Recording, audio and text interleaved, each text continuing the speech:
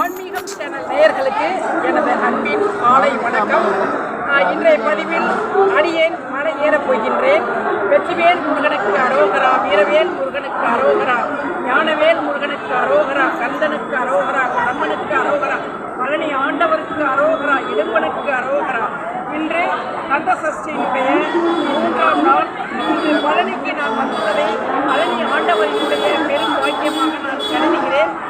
நமக்கு ஏற்பட்டுள்ள ஏவல், சூன்யம், பெரும் பாவம் போன்றவைகள் எல்லாம் நீங்க வேண்டும் என்றால் நமக்கு ஏற்பட்டுள்ள சாபங்கள், அதோடு நம்ம சொல்கிறோம்ல, நமக்கு செய்வினை பண்ணியிருக்காங்க, கடுமையான ஒரு கடினத்தில் நான் இருந்துருக்கேங்க அப்படின்னு நான் சொல்கிறப்ப அந்த கடினங்கள் பூராவுக்கு போக வேண்டும் என்றால் முருகப்பெருமானை வழிபாடு செய்ய வேண்டும். வெற்றிவேல் முருகனுக்கு அரோகரா, அரோகரா மேலே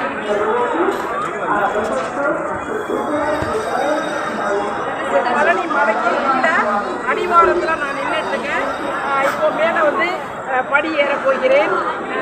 அனைவரும் வாருங்கள்.